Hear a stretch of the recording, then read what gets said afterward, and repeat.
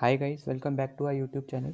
तो ये हमारा सेकेंड पार्ट होने वाला है जहाँ पे हम लोग डिस्कस कर रहे हैं कुछ इंपॉर्टेंट इवेंट जो हर एक governor general of India, governor general of Bengal या फिर वाइस रॉय के टाइम पे हुए हैं।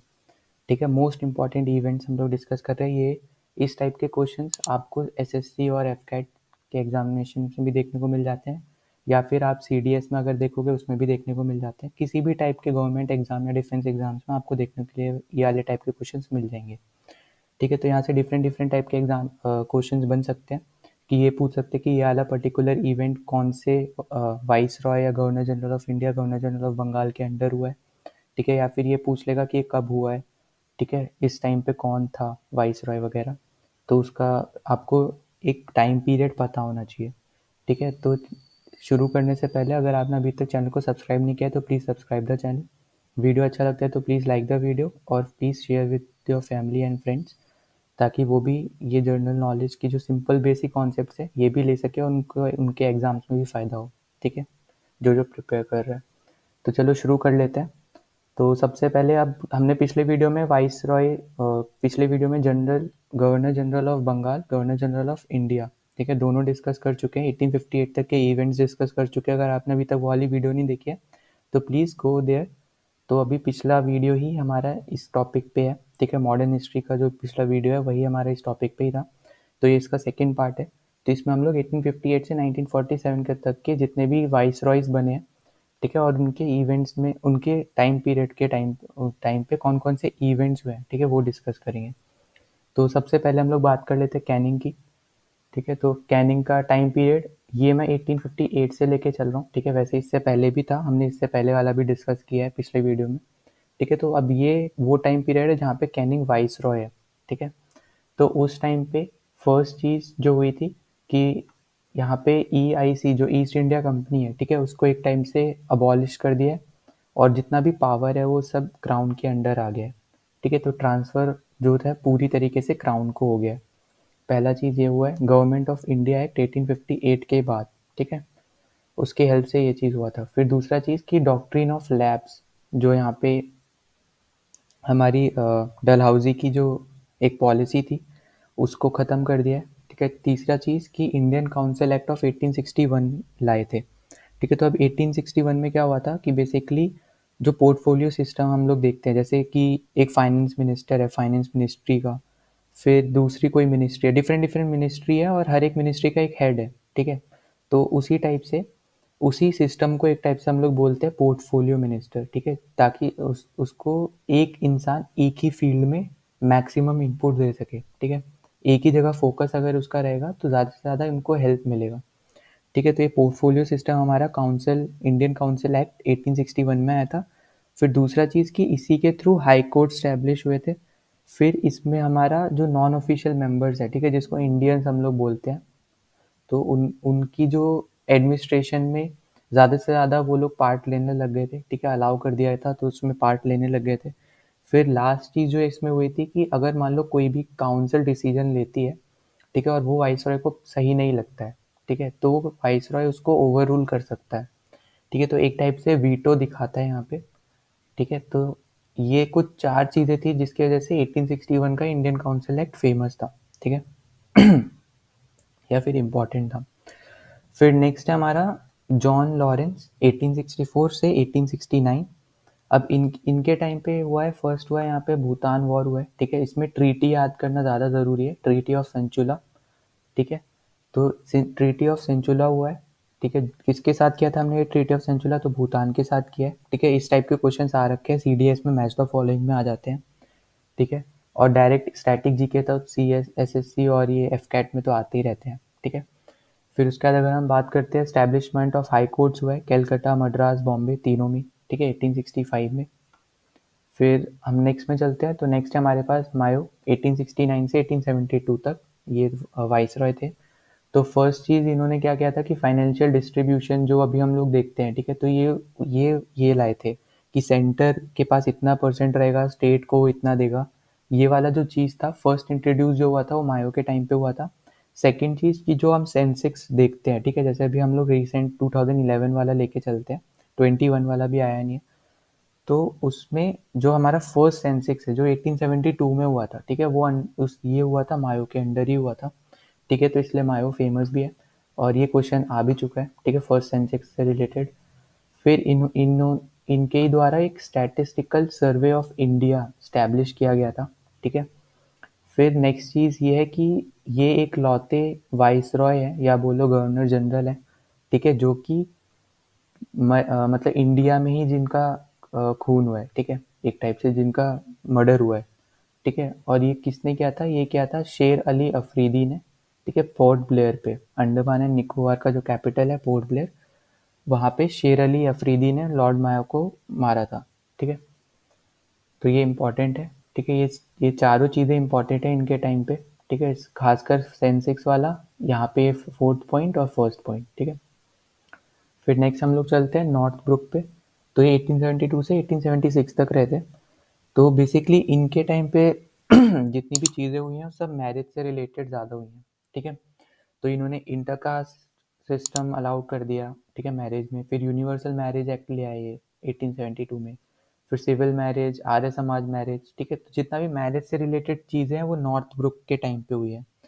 बस यहाँ पे एक डिफरेंट चीज़ क्या हुई है, कूका मूवमेंट हुई है, ठीक है। तो कूका मूवमेंट बेसिकली पंजाब की एक मूवमेंट थी जहाँ पे पंजाबीज ने, वो क्या चाहते थे कि सिख का रूल आए वापस, ठीक है, पंजाब में, और वो थ्रो करे फॉरेन जितने इन्वेडर्स हैं, ठीक है। जैसे यहाँ पे ब्रिटिश रूल कर रहे हैं पंजाब में क्योंकि वो थर्ड एंग्लो सिख वॉर से जीत गए थे, ठीक है। तो अब वो चाहते थे कूका मूवमेंट से कि वापस से सिख रूल आए और ये ब्रिटिशर्स को बाहर करे, ठीक है। तो ये हमारा बेसिकली कूका मूवमेंट था जो लॉन्च किया था सदगुरु राम सिंह जी ने, ठीक है, 1872 में।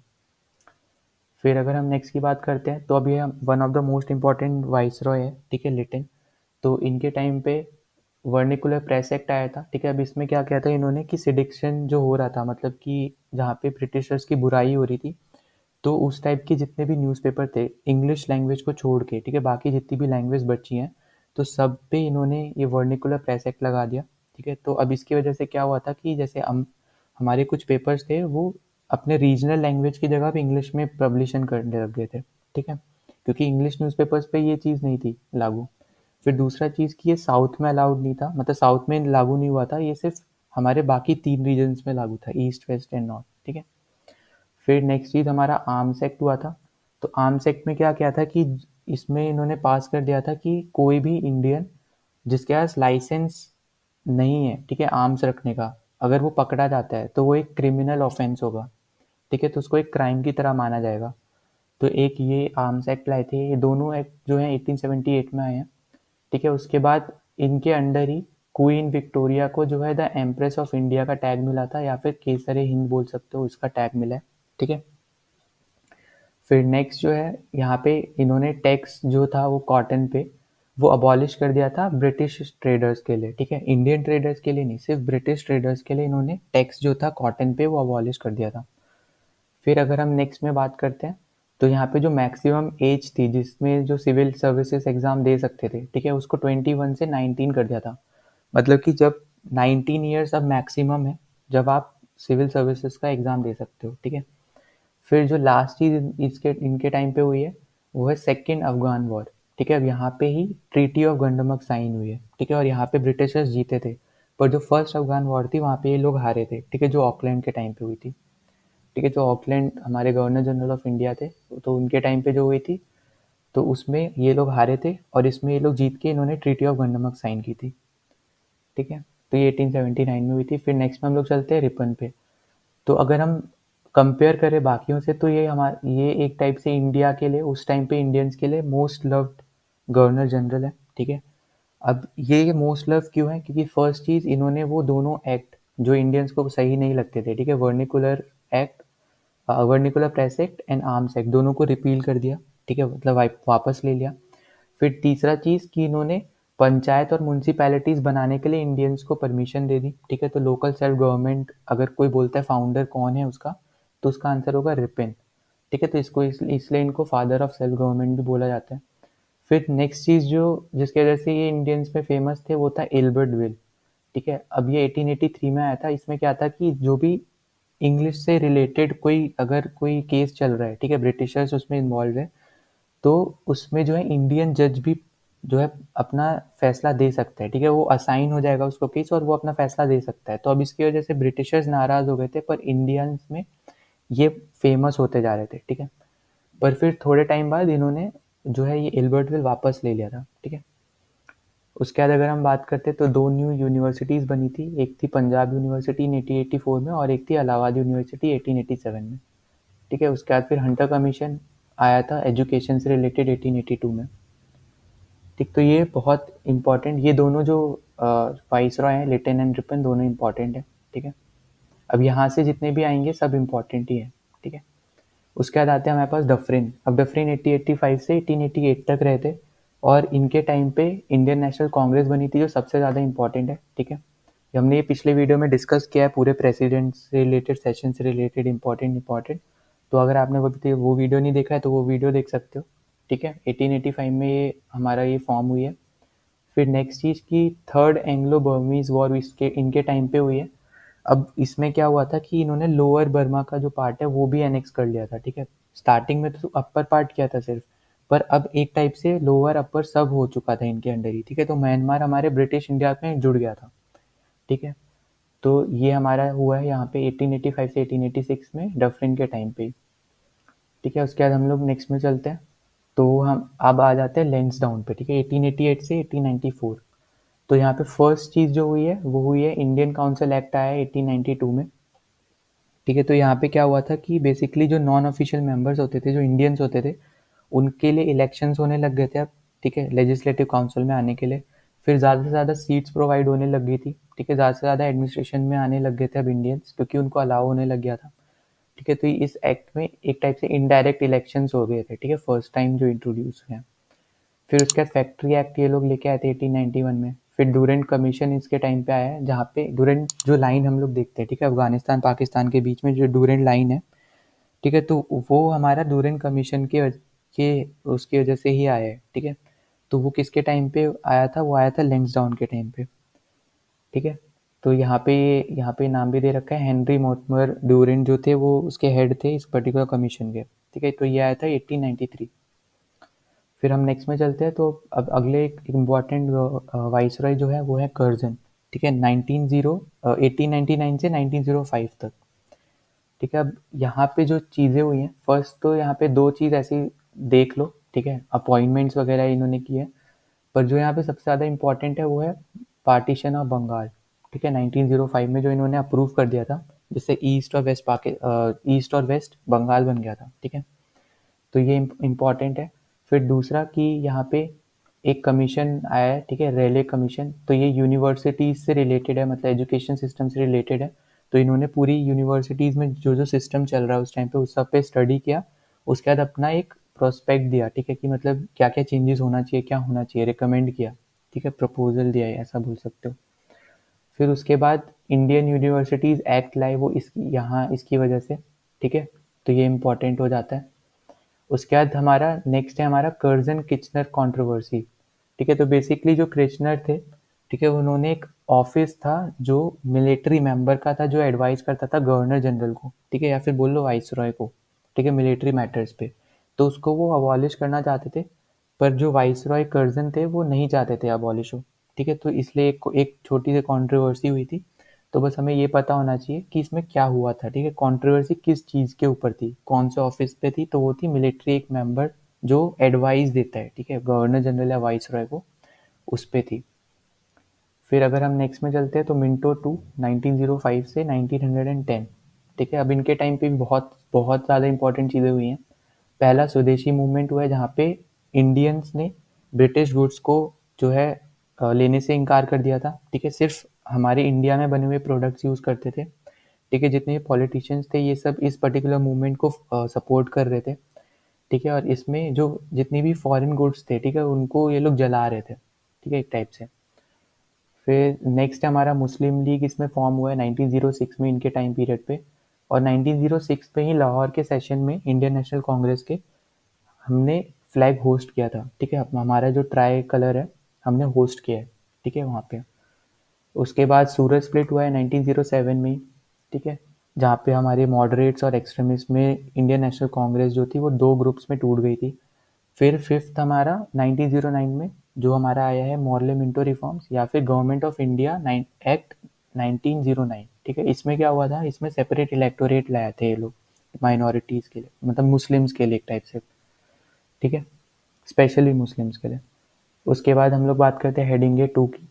तो बेसिकली इनका टाइम पीरियड था 1910 से 1916 तक। ठीक है, तो इन्होंने जो पार्टीशन ऑफ बंगाल हुआ था कर्जन के टाइम पे उसको वापस ले लिया था। अब बंगाल एक एक यूनिट में आ गया था। ठीक है, उसके बाद सेकंड चीज़ इन्होंने कलकत्ता से दिल्ली में कैपिटल शिफ्ट कर दी। ठीक है, फिर थर्ड इनके टाइम पे ही 1911 में जनगण मन गाया गया था। ठीक है, कलकत्ता के सेशन में। ठीक है, आईएनसी के ही। उसके बाद जो अगला इंपॉर्टेंट चीज़ है वो है फर्स्ट वर्ल्ड वॉर 1914 से 1918 में, इनके ही टाइम पीरियड पे हुई है। ठीक है, फिर इसमें इंडियंस ने भी बहुत सपोर्ट किया था इन लोग का। ठीक है, उसके बाद फिर हम लोग बात करते हैं हिंदू महासभा फॉर्म हुई थी 1915 में मदन मोहन मालवीय के थ्रू। ठीक है, ये फाउंडर है इस पर्टिकुलर ऑर्गेनाइजेशन के।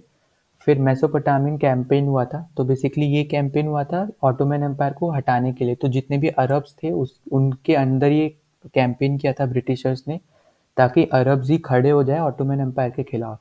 ठीक है, तो वो एक कैंपेन था मेसोपोटामियन कैंपेन। बस इतना पता होना चाहिए, बाकी ज़रूरी नहीं है। ठीक है, तो ये सब चीज़ें हुई हैं हेडिंग 2 के टाइम पे। फिर नेक्स्ट में हम लोग चलते हैं तो है चेम्सफोर्ड 1916 से 1921। ठीक है, ये जो वाइस रॉय है इनके टाइम पे सबसे ज़्यादा इवेंट्स हुए हैं और सबसे ज़्यादा इम्पॉर्टेंट इवेंट्स हुए हैं। ठीक है, खासकर गांधी से रिलेटेड। ठीक है, तो फर्स्ट इनके टाइम पे जो हुआ है 1916 में, जो हमारा इंडियन नेशनल कांग्रेस दो ग्रुप में टूटा था, मॉडरेट एक्सट्रीमिस्ट।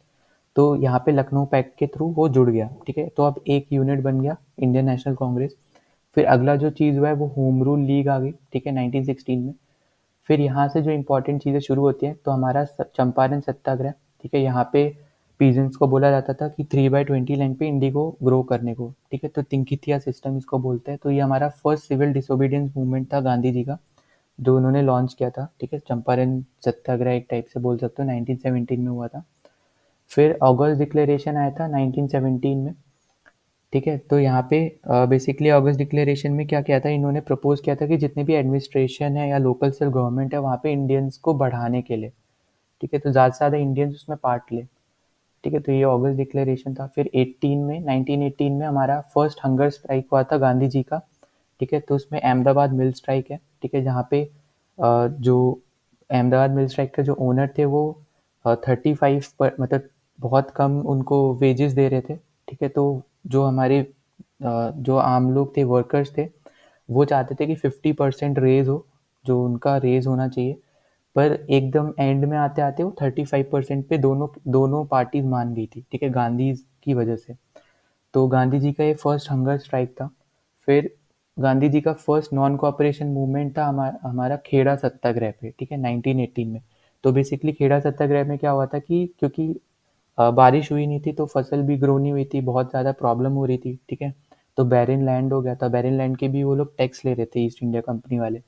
तो उस केस में फिर वल्लभ भाई पटेल ने गांधी जी जो थे तो वो उन्होंने नॉन कोऑपरेशन मूवमेंट स्टार्ट कर दी थी। ठीक है, अब एक हमारा एक और है बरदोली सत्याग्रह, उसमें वल्लभ भाई पटेल थे। ठीक है, उसके बाद हम लोग नेक्स्ट में बात कर लेते हैं 1999 के गवर्नमेंट ऑफ इंडिया एक्ट के बारे में, जिसको हम लोग मॉन्टेग्यू चेम्सफोर्ड रिफॉर्म्स बोलते हैं। अब इसमें हमारा क्या हुआ था कि डायरकी ले आए थे ये लोग, कि सेंटर और स्टेट में अलग अलग पावर्स, ऐसे मतलब एडमिनिस्ट्रेशन के लिए ईजी हो ऐसा करके। ठीक है, फिर नेक्स्ट है हमारा जलियांवाला बाग मैसेकर हुआ था 1919 में। और ये डेट हमेशा याद रखना चाहिए हम लोग को कि 13 अप्रैल 1919 में जलियांवाला बाग मैसेकर हुआ है। ठीक है, और ये भी हमारे क्लेम्सफोर्ड के टाइम पे ही हुआ है। उसके बाद हमारा राउलेट एक्ट आया था। ठीक है, राउलेट एक्ट में बेसिकली ये हुआ था कि किसी भी कोई ये लोग इंसान को अरेस्ट कर सकते हैं विदाउट ट्रायल। ठीक है, तो कोई भी इंडियन, ये बेसिकली इंडियंस के लिए ही था एक टाइप से। तो किसी भी इंडियन को ये लोग अरेस्ट कर सकते हैं विदाउट ट्रायल।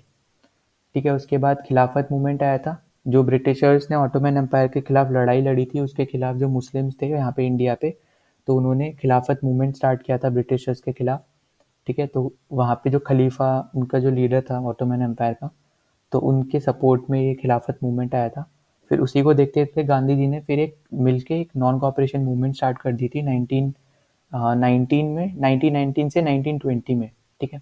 तो यहाँ पे 1919 से 1920 याद रखना है, ठीक है। फिर नेक्स्ट है हमारे जो है वो है रीडिंग, ठीक है। अब रीडिंग के टाइम पे क्या हुआ था, फर्स्ट चीज़ हुआ है चौरी चौरा इंसिडेंट हुआ था, जहाँ पे जो non cooperation movement Gandhi ji ने स्टार्ट की, उनके जो पार्टिसिपेंट्स थे और पुलिस में जो है लड़ाई हो गई थी। तो 22 पुलिस वाले और 3 सिविलियंस उसमें मारे गए थे, ठीक है। इसकी वजह से फिर नॉन कॉपरेशन मूवमेंट जो गांधी जी ने स्टार्ट की थी उसको विड्रॉल कर दिया था, ठीक है। तो ये चौरी चौरा कांड की वजह से ही हुआ था, ठीक है, दोनों मूवमेंट। उसके बाद फिर स्वराज पार्टी बनाई थी हमारे सी आर दास और मोतीलाल नेहरू ने, ठीक है। क्योंकि वो विड्रॉल कर दिया वो मूवमेंट, तो उसके रिस्पॉन्स में उन्होंने आईएनसी से बाहर आके फिर एक स्वराज पार्टी बनाई। फिर एक हिंदुस्तान रिपब्लिकन एसोसिएशन भी बनी थी, ठीक है। अब ये हमारी 1924 में बनी थी और इसके फाउंडर थे सचिंद्र नाथ सन्याल, राम प्रसाद बिस्मिल, ठीक है, one of the famous leader थे ये। उसके बाद जोगेश चंद्र चैटर्जी, ठीक है। तो ये 3 जो थे फाउंडर्स थे। और अगर हम इसमें मेंबर्स का अगर हम देखते हैं तो आज़ाद, चंद्रशेखर आज़ाद इस पर्टिकुलर चीज़ के मेंबर है, ठीक है, ऑर्गेनाइजेशन के। भगत सिंह हमारे इस पर्टिकुलर ऑर्गेनाइजेशन के मेंबर है, राजगुरु हमारे इस पर्टिकुलर ऑर्गेनाइजेशन के मेंबर है। बहुत फेमस फेमस जो हमारे लीडर्स थे वो इस ऑर्गेनाइजेशन के मेंबर थे, ठीक है। फिर उसके बाद इसी ऑर्गेनाइजेशन ने एचआरए ने ही हमारा काकोरी ट्रेन रॉबरी की थी, ठीक है, 1925 में। ये काकोरी जो है यूपी में ही पड़ता है, लखनऊ के पास, ठीक है। अब इस पर्टिकुलर रॉबरी की वजह से कुछ जो इसमें पकड़े गए थे उनको फांसी भी दे दी थी, जैसे राम प्रसाद बिस्मिल, ठीक है। तो ये इम्पोर्टेंट रहता है, एक तो हमें एचआरए के बारे में पता होना चाहिए फाउंडर कौन है, और दूसरा कि ये जो काकोरी ट्रेन रॉबरी है किसके टाइम पे हुई थी, ठीक है। फिर अगर हम नेक्स्ट में चलते हैं तो नेक्स्ट है हमारा इरविन का टाइम पीरियड, ठीक है, 1926 से 1931, ठीक है। तो यहाँ पे हमारा फर्स्ट है साइमन कमीशन आया था। तो साइमन कमीशन को हमने नहीं माना था क्योंकि जितने भी इसमें मेंबर्स थे कोई भी इसमें इंडियन मेंबर नहीं था, सब फॉरेन मेंबर्स थे, ठीक है। तो इनके प्रपोजल को हमने माना नहीं था। फिर अगला जो है वो है Harcourt Butler Indian States Commission. तो इसमें बेसिकली अंग्रेज़ों ने क्या देखा था कि देखना चाहते थे कि प्रिंसली स्टेट इनसे कितने लॉयल है, ठीक है। तो ये बेसिकली इसको ये लोग देखने के लिए कमीशन लाए थे। फिर एक नेहरू रिपोर्ट आई थी 1928 में, जिसमें नेहरू रिपोर्ट ने एक टाइप से मेमोरेंडम था जिसमें ये लोग डोमिनियन स्टेटस मांग रहे थे, और दूसरा कि जॉइंट इलेक्टोरेट मांग रहे थे माइनॉरिटीज़ के लिए, ठीक है। तो नेहरू रिपोर्ट लाए थे मोतीलाल नेहरू, ठीक है, ये याद रखना है।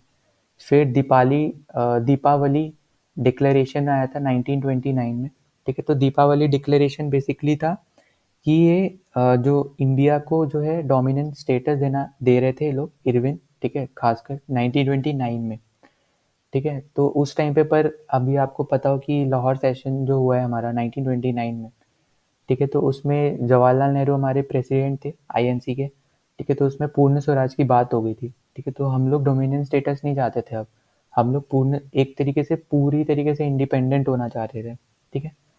फिर यहाँ पे जैसे हमने यहाँ बात किया ये हो गया। फिर नेक्स्ट हमारा 1930 पे हमारा दांडी मार्च हुआ था। दांडी मार्च को हम लोग सॉल्ट मार्च भी बोलते हैं, जो गांधी जी ने किया था साबरमती आश्रम से दांडी मार्च, दांडी तक, ठीक है। तो दांडी भी एक जगह है, तो साबरमती आश्रम से दांडी तक मार्च किया था, तो इसी को ही हम लोग सॉल्ट मार्च भी बोलते हैं। फिर हमारा नेक्स्ट है, इसके बाद गांधी जी ने जो है 1930 में ही सिविल डिसोबीडियंट मूवमेंट स्टार्ट कर दिया था। फिर फर्स्ट राउंड टेबल कॉन्फ्रेंस हुई थी, इसमें बी आर अम्बेडकर गए थे, डिफरेंट लॉयर्स भी गए थे, पर गांधी जी नहीं गए थे इस वाले में। तो जब इसका रिजल्ट आया था तो इसमें इरविन को चल गया था कि जब तक गांधी जी को हम लोग बात करने के लिए नहीं लाएंगे तब तक इन मीटिंग्स का कोई यूज़ नहीं है, ठीक है। तो एक चीज़ ये होगी। फिर 1931 में गांधी इरविन पैक्ट आया था। तो इसमें बेसिकली ये पैक्ट बहुत ज़्यादा फेमस है क्योंकि इसमें गांधी जी ने इरविन से बोला था कि जो भगत सिंह की फांसी है उसको कैंसिल करके उनको उम्र कैद की सज़ा दे दी जाए, पर उसको इरविन ने मना कर दिया था, ठीक है। तो इसमें पर लोग बोलते हैं कि अगर ये और फोर्स करते गांधी जी तो शायद हो सकता था कि वो मान जाते, ठीक है। तो इसलिए ये वाला पर्टिकुलर जो पैक्ट है बहुत ज़्यादा फेमस भी है, तो ये हमें पता होना चाहिए किसके बीच में हुआ है और ये कब हुआ है, ठीक है, किसके टाइम पे हुआ है। फिर अब हम नेक्स्ट में चलते हैं, तो है वेलिंगटन 1931 से 1936 तक। तो इनके टाइम पे जो है कम्युनल अवार्ड्स आए थे, ठीक है। कम्युनल अवार्ड्स बेसिकली बस सेपरेट इलेक्टोरेट्स या माइनॉरिटीज़ के लिए, उसी को इन्होंने नाम दिया है कम्युनल अवार्ड। फिर इनके टाइम पे ही थर्ड राउंड टेबल कॉन्फ्रेंस हुई है। सेकंड वाले में गांधी जी गए थे पर थर्ड वाले में नहीं गए थे, ठीक है, सेकंड वाले में जो गांधी जी चाहते थे वैसा उनको नहीं मिला, तो इसलिए वो थर्ड में भी नहीं गए थे। ठीक, उसके बाद थर्ड में जो है हमारा पूना पैक्ट हुआ है। तो पूना पैक्ट बेसिकली गांधी जी और बी आर अम्बेडकर के बीच में हुआ है येरवाड़ा जेल के अंदर, ठीक है, जो पुणे में है। तो बेसिकली दोनों जो है एक कम्युनिटी को रिप्रेजेंट कर रहे थे। गांधी जी जो है अपर कास्ट को रिप्रेजेंट कर रहे थे हिंदू कम्युनिटी में, और माइनॉरिटीज को रिप्रेजेंट कर रहे थे बी आर अम्बेडकर। तो उनको कैसे मिलाया जाए, साथ में लाया जाए, तो वो पूना पैक्ट इस चीज़ का हमारा उदाहरण है। ठीक है, फिर हम लोग बात करते हैं 1935 गवर्नमेंट ऑफ इंडिया एक्ट। ये सबसे ज़्यादा important government of India act है, क्योंकि हमारे कॉन्स्टिट्यूशन से रिलेटेड है, क्योंकि हमने इसमें से कुछ कुछ चीज़ें हमने ली हैं, ठीक है, कॉन्स्टिट्यूशन में। जैसे कि हमने पब्लिक सर्विस कमीशन लिया, जुडिशरी पावर लिए, ठीक है, तो डिफरेंट डिफरेंट चीज़ें लिए। 1935 हमारे लिए इंपॉर्टेंट है कॉन्स्टिट्यूशन से रिलेटेड। तो पॉलिटी में हम इसको डिफरेंट एक डीप स्टडी करेंगे इसके बारे में, ठीक है, जब पॉलिटी का एक वीडियो आएगा। उसके बाद नेक्स्ट है हमारा लिंगलित को। तो 1936 से 1944 तक ये थे, ठीक है। अब ये वाला जो क्वेश्चन है ये एफकेट में आया है कि क्विट इंडिया मूवमेंट किसके टाइम पे हुई थी, ठीक है, तो लिंगलित गो के टाइम पे हुई है। फिर इसमें जो ये बेसिकली इंडियंस चाहते थे कि ब्रिटिश छोड़ के चले जाएं इंडिया को, ठीक है, तो क्विट इंडिया मूवमेंट उन्होंने की थी। फिर क्रिप्स मिशन किया है। क्रिप्स मिशन में बेसिकली ब्रिटिशर्स चाहते थे कि इंडिया वाले उनको सपोर्ट करे जो सेकेंड वर्ल्ड वॉर चल रही है उसमें, ठीक है, तो सेकेंड वर्ल्ड वॉर भी इन्हीं के टाइम पे हुई है, ठीक है। यहाँ पे जैसे देख सकते हो 39 से 45 तक। फिर फॉरवर्ड ब्लॉक एक पॉलिटिकल पार्टी थी जो सुभाष चंद्र बोस ने बनाई है, ठीक है, 1939 में बनी है ये। फिर सेपरेट इलेक्टोरेट इनको मिला है, ठीक है, 1940 में मुस्लिम लीग ने जो डिमांड किया। फिर ऑगस्ट ऑफर 1940 में आया था, ठीक है, तो ऑगस्ट ऑफर में बेसिकली क्या आया था कि जो एग्जीक्यूटिव काउंसिल है वाइस रॉय का, ठीक है, उसको बढ़ा दिया जाएगा और उसमें नॉन ऑफिशियल मेंबर्स को इंक्रीज कर देंगे, मतलब इंडियंस को ज़्यादा से ज़्यादा अलाउ करेंगे जो हमारा एग्जीक्यूटिव काउंसिल है उसमें पार्ट लेने के लिए, ठीक है। और इन्होंने एक एडवाइजरी वॉर काउंसिल भी स्टैब्लिश किया था क्योंकि वॉर चल रही थी उस टाइम पे, ठीक है। तो ऑगस्ट ऑफर के थ्रू ये दो चीज़ें हुई थी। फिर नेक्स्ट की इसी टाइम पे 1941 में इंडियन नेशनल आर्मी फॉर्म हुई थी, जो कि मोहन सिंह ने फॉर्म की थी, ठीक है, तो ये भी इम्पोर्टेंट एक चीज़ टॉपिक बनता है, ठीक है। तो ये सबसे ज़्यादा इम्पोर्टेंट 7 इवेंट्स हैं जो लिंगलित को के टाइम पे हुए हैं। फिर हम लोग चलते हैं वेवल के टाइम पे। तो 1944 में 1944 से 1947 तक, ठीक है, तो इनका टाइम पीरियड ये है। तो इनके टाइम पीरियड पे फर्स्ट चीज़ हुई है सी राजा गोपालचारी का फॉर्मूला है, ठीक है। तो बेसिकली ये फॉर्मूला आया था पॉलिटिकल जो डेडलॉक हो रहा था, ठीक है, मुस्लिम लीग और इंडियन नेशनल कांग्रेस में, उसको सॉल्व करने के लिए, ठीक है, क्योंकि दो सेपरेट स्टेट्स चाहते थे, ठीक है। मुस्लिम लीग मुस्लिम्स के लिए एक अलग सेपरेट स्टेट चाहती थी, तो गवर्नमेंट कैसे बनाए क्या हो, ये उस पे बेस्ड फॉर्मूला है, ठीक है। उसके बाद नेक्स्ट है हमारा वेवल प्लान और शिमला कॉन्फ्रेंस। तो इसमें बेसिकली सेपरेट इलेक्टोरेट वगैरह की बात की थी, ठीक है। उसके बाद फिर कैबिनेट मिशन प्लान, इसमें हमें अलाउ किया था कॉन्स्टिट्यूएंट असेंबली बनाने के लिए, ठीक है, जिसमें राजेंद्र प्रसाद हमारे हेड थे एक टाइप से, आप याद करो तो, ठीक है, BN राव एडवाइज़र हो गए, ठीक है। तो ऐसे ही HC मुखर्जी हमारे वाइस हेड थे, ठीक है। उसके बाद अगर हम बात करते हैं डायरेक्ट एक्शन प्लान आया था 1946 में। उसके बाद हमारा जो अनाउंसमेंट था, ठीक है, 1946 में 1947 में हो गया था कि ब्रिटिशर्स इंडिया छोड़ देंगे अब, ठीक है। तो ये इंपॉर्टेंट चीज़ें थी वेवल के टाइम पे। फिर माउंट बैटन की बात कर लेते हैं। 1947 से 1948 में ही थे ये सिर्फ, ठीक है। अब इनके टाइम पे ही ये प्लान आया माउंट बैटन प्लान, ठीक है। माउंट बैटन प्लान को ही डिकी बर्ट प्लान बोलते हैं, बाल्कन प्लान बोलते हैं और पार्टीशन प्लान बोलते हैं। डिफरेंट डिफरेंट नाम है इसके, ठीक है, तो ये नाम पता होने चाहिए। Dickie Bird plan, Balkan plan and partition plan, ठीक है। अब इसी में ही रेड क्लिफ लाइन जो हम लोग देखते हैं, जिस बॉर्डर जो हमारा है LOC, ठीक है, तो रेड क्लिफ लाइन जो है हमारी एक टाइप से मतलब पाकिस्तान का जो बॉर्डर है उसको रेड क्लिफ लाइन बोलते हैं, ठीक है। तो वो हमारा रेड क्लिफ कमीशन के थ्रू आया था 1947 में वो बनी थी, ठीक है। और इंडिया को इंडिपेंडेंस भी 1947 में मिले इनके अंडर ही, ठीक है। तो ये 3 चीज़ें बहुत ज़्यादा इंपॉर्टेंट है। फिर हमारा यहाँ पे जून 3 प्लान जो है, अभी अब जैसे यहाँ पे पढ़ो, ठीक है, included the principle of partition, ठीक है। तो बेसिकली यहाँ पे बता रहा है कि क्या क्या चीज़ें अलाउड हैं, क्या कर सकते हो, ठीक है। जो हमारी 2 डिफरेंट स्टेट बने हैं उनको क्या क्या चीज़ें अलाउड है करने के लिए। और इसमें एक चीज़ सेपरेट ये बता रहा है कि जम्मू एंड कश्मीर जो प्रिंसली, जो हमारी एक टाइप से प्रिंसली स्टेट है, उसको उनकी मर्जी है, या तो वो इंडिपेंडेंट स्टेट बन सकते हैं या फिर वो ज्वाइन कर सकते हैं इंडिया पाकिस्तान, ठीक है। तो जून 3 प्लान एक टाइप से ये बता रहा है। फिर हमारे जो लास्ट ठीक है, चलो तो लास्ट हमारे एक चीज़ जो हम बचे हैं वो है हमारे लास्ट वाइस रॉय, या फिर बोल सकते हो लास्ट हमारे गवर्नर जनरल ऑफ इंडिया। ठीक है, तो ये सबसे ज़्यादा इम्पोर्टेंट इसलिए भी है क्योंकि ये फर्स्ट इंडियन वाइस रॉय हैं या first Indian governor general of India है। ठीक है, तो इनका नाम है सी राजागोपालचारी। इनका टाइम पीरियड था 1948 से 1950। ठीक है, और ये हमारे लास्ट वाइस रॉय थे। जब से उससे पहले जब से ये परमानेंटली अबॉलिश हो जाते हैं, ये पर्टिकुलर जो ऑफिस है ये जब अबॉलिश हुआ उससे पहले जो वाइस रॉय थे वो हमारे सी राजागोपालचारी ही थे। ठीक है, तो अभी हमने इसमें बेसिकली सबसे ज़्यादा इम्पोर्टेंट हमारी 1858 के बाद वाले इवेंट्स ही हैं क्योंकि इसमें बहुत कुछ हुआ है। ठीक है, और डिफरेंट डिफरेंट हमारे जो वाइस रॉयज है वो सबसे ज़्यादा इम्पोर्टेंट है, चाहे माउंट बैटन हो, लिटन हो, रिपन हो या लिंगलेट हो। ठीक है, तो ये जितने भी हैं इरविन, सब इम्पोर्टेंट है इसमें जितने भी आ रहे हैं। ठीक है नाम, तो 1858 के बाद खासकर केम्सफोर्ड, ठीक है जेम्सफोर्ड सबसे ज़्यादा इम्पोर्टेंट है। ठीक है, क्योंकि इनके टाइम पे बहुत ज़्यादा इवेंट्स हुए हैं। तो जितने भी इसमें आ रहे हैं आपको ये सबसे ज़्यादा इम्पोर्टेंट, तो सेकंड पार्ट आपका सबसे ज़्यादा इम्पोर्टेंट बन जाता है। ठीक है, तो किसी भी एग्जाम के पॉइंट ऑफ व्यू से, क्योंकि इसमें बहुत ज़्यादा इवेंट्स हुए हैं। तो अगर आपको ये वीडियो अच्छी लगती है तो प्लीज़ लाइक द वीडियो, और अगर आपने अभी तक चैनल को सब्सक्राइब नहीं किया तो please subscribe the channel and please share with your family and friends, ताकि अगर जो भी प्रिपरेशन कर रहा है तो वो यहाँ से उसको हेल्प ही मिलेगी। ठीक है, अब हम लोग नेक्स्ट में हम लोग आगे दूसरे किसी टॉपिक पे बात करेंगे। Till then bye.